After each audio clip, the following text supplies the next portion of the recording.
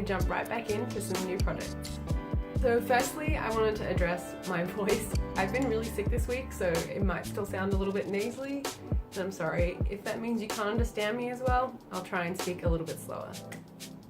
Secondly, I'm Marie Kondoing my apartment at the moment, and I found all these sentimental items which I've put on display from my high school art days and a couple of letters from my grandma, all kinds of things. So I've chucked it on the backdrop. Hopefully it makes it more interesting. This week's project, I wanted to talk about the muslin that I made for class 11 of Sew It Academy, which is this button-up shirt by Simplicity. It's Simplicity 1538, and I made view C, which is the one that has contrasting yoke, cuffs, and a collar. So I didn't film the whole process of making this shirt just because you'll see a bunch of that in the final version, so I didn't want to repeat myself too much. But I do want to highlight a couple of things that I had trouble with when I made the actual shirt. Okay, so here is the shirt on this wonderful dress form that I got in the mail today, so it's not adjusted to my size, but if you're familiar with my Instagram page, you'll recognize this fabric from the very, very first project I ever sewed, which turned out to be a complete flop, but I had a bunch of it lying around, and this dark pink is an old sheet from Vinnies. So I basically just used a bunch of scrap fabric that was already lying around and some coordinating thread to practice all the techniques that are shown in the class. Mimi G, who's the lady who runs Sew It Academy and teaches all the classes, that tells you at the beginning of the class to make a muslin version of this, just because if you have followed her classes, you'll have never made something of this style with like a back yoke and collar, like a very tailored collar, and also very tailored cuffs, and also the front band construction. It all, once you start working through the muslin, you actually notice that they all kind of follow the same theory, and I'll explain what I mean by that now, I guess. So the first thing that you work on is the back yoke, which you'll see here. So if you look at the inside of the shirt, it's finished on both sides. It's finished on both sides fairly well. Like, it's clean on both sides, which I didn't really think much about when I saw this pattern originally, or when I've seen any button-up shirts, that this yoke is kind of like a continuous closed seam section. And the way this is made is really, really cool, and I'll be showing the full process of that in the video next week, just because I didn't film it for this one. I was too mesmerized trying to figure out how to do it. But you basically make a burrito out of your shirt and then unroll it, and it just ends up fabulous. And I'm really happy that I made this project, even though I don't necessarily wear button-up shirts a ton. It is going to be useful to know that technique for future blouses and stuff that have a yoke. I don't know if they're a similar construction, but at least if they are, I know that now. One thing I did have trouble with was the cuffs, and I guess the neckband, because it follows a similar construction pattern. So when you construct the cuffs, I've got a little bit of footage of the construction here, where you need to put the two cuff pieces together and then clip off the excess and flip them inside out.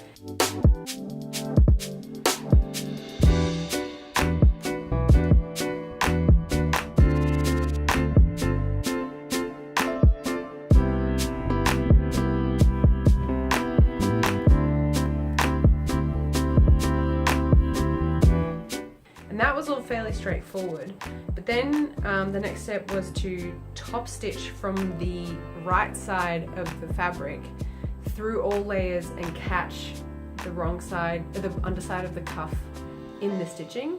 And what ended up happening is I'd sew this top part and it would look like fine on this side, but when you turn it inside out, it didn't catch the other layer of fabric, so the stitching didn't go through this layer. And I tried this a few times, and for the mock-up I never actually got it successfully, but I figured I kind of knew the theory, I just maybe had to be a little more careful with it. I also am glad I did the mock-up because the contrasting section, as you'll see here, is on the outside, which is not the intention with the pattern. It should actually be on the inside, so I kept that in mind when I made the final version. The next step after installing the cuffs is to attach the sleeves to the body of the shirt, which I have said in previous videos I don't have much trouble with. I have done sleeve installations before.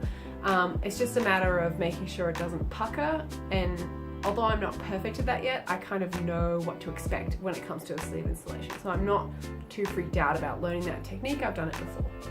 Also, you'll see when I tried on the shirt for the first time, another thing that I've noticed now post constructing the final shirt is that in both the mock-up and the final shirt, I've put the contrasting section of the collar on the outside of the collar, which technically it should be on the inside. It doesn't really matter. I mean, it's much of a muchness when it comes down to it, but I just noticed that reviewing the footage now that I've put it on the wrong side.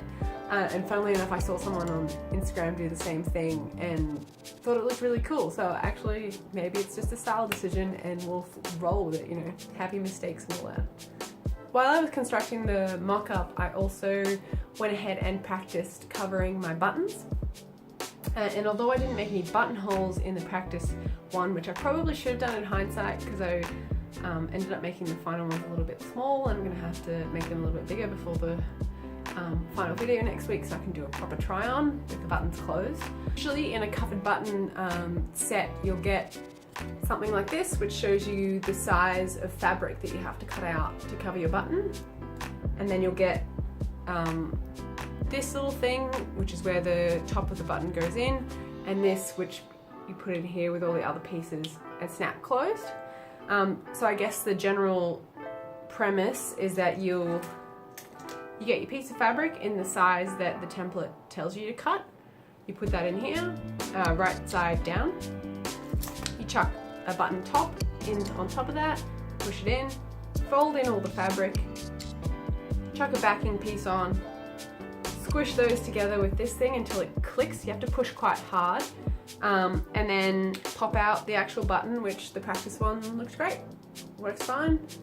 It's pretty big, but I'm actually quite happy with that because I wanted the buttons to be kind of a statement piece on the final one. So all in all, this was a pretty straightforward project, mostly because of the great team over at Sew It Academy and the wonderful courses that they do. This isn't sponsored or whatever, I wish, but they do wonderful courses, starting from absolute beginner, like how to sew in a straight line, etc., through to I've gotten to class 11, so I don't know what else there is. I think there's some tailoring and some more advanced techniques, which I will get to eventually. And yeah, this is, like I said, this is class 11, and they teach you your first garment construction using a pattern. All the previous classes are self-drafted patterns and knit fabrics, which is something I have to practice quite a lot before I attempt it again, I think. For now, I'm happy sticking with woven fabric. So yeah, I'd love to hear from you guys if you are part of Sew It Academy.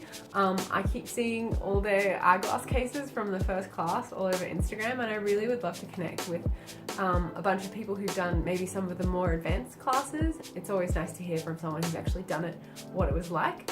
Well, thanks for watching, guys. Don't forget to like and subscribe if you haven't already, and stay tuned for next week when I'll show you the final version of the shirt, hopefully with buttons that fit and close. See ya.